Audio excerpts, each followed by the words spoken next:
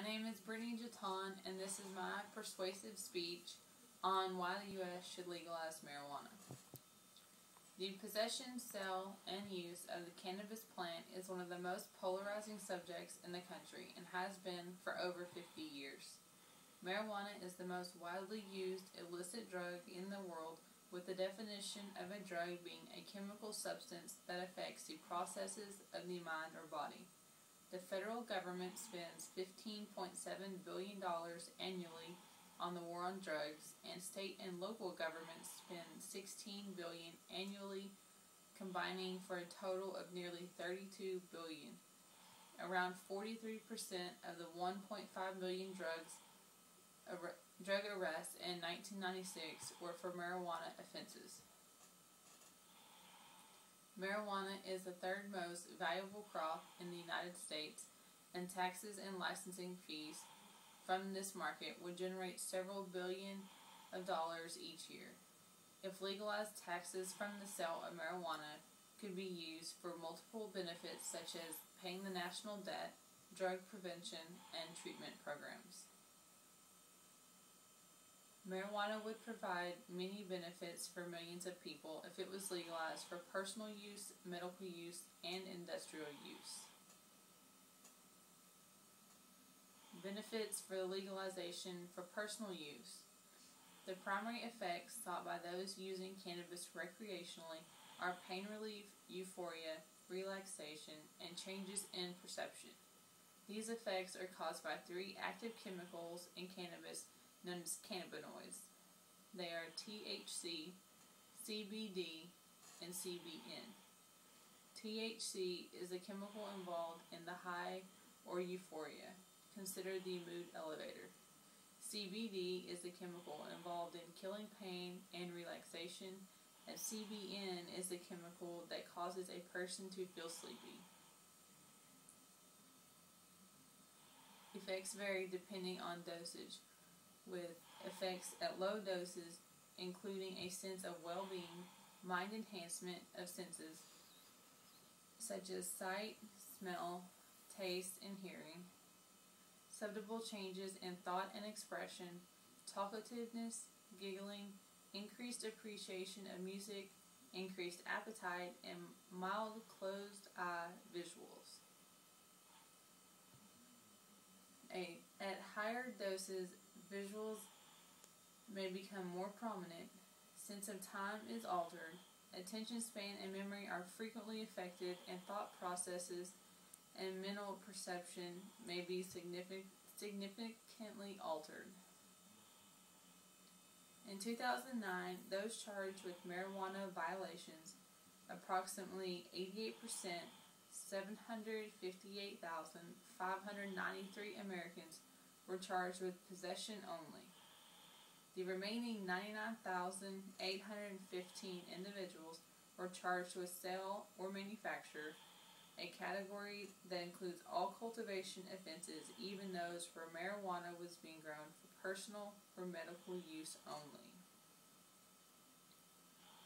It has been a mission to educate the public about the fact that marijuana is less harmful than alcohol and tobacco combined to both the user and to society. The benefits of legalization for medical use. Modern research suggests that cannabis is a valuable aid in the treatment of a wide range of clinical applications. These include pain relief, particularly of neuropathic pain, or pain from nerve damage such as fibromyalgia, chronic Epstein-Barr virus, and chronic fatigue syndrome. It also helps with nausea, spasticity, glaucoma, and movement disorders. Marijuana is also a powerful appetite stimulant, specifically for patients suffering from HIV, the AIDS wasting syndrome, or dementia, and cancer patients receiving chemotherapy. Emerging research suggests that marijuana's medicinal properties may protect the body against some types of malignant tumors and are neuroprotective. Currently, more than 60 U.S. and international health organizations, including the American Public Health Association, Health Canada, and the Federation of American Scientists, support granting patients immediate legal access to medicinal marijuana under a physician's supervision.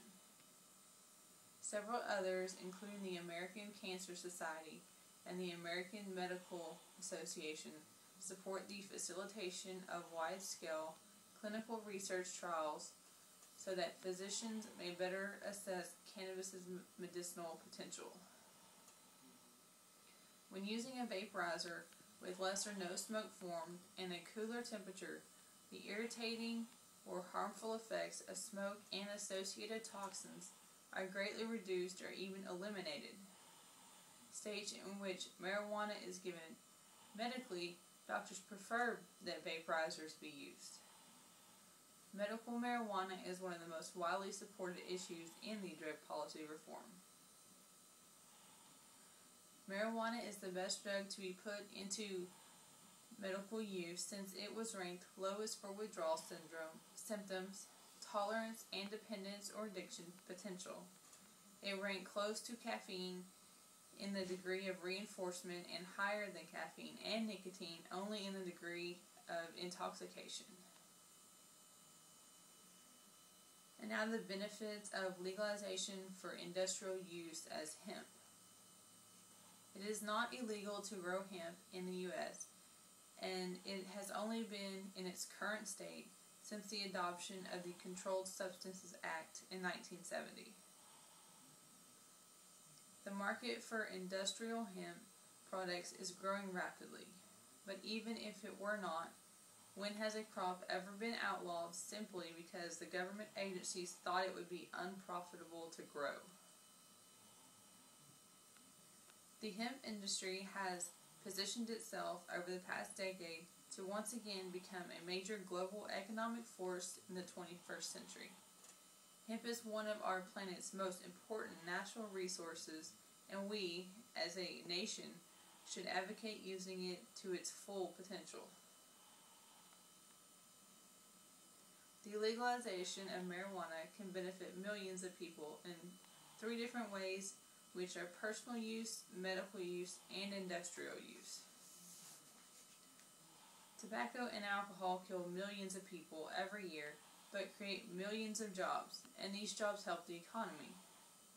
Marijuana prohibition has never been a practical situation, considering we live in a society where crack, heroin, and methamphetamines destroy thousands of lives every day.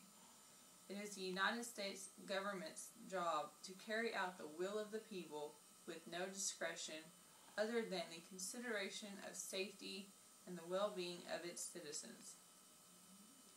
Studies have shown that just as many people use marijuana in one way or another in 2010 as they did in the 1970s.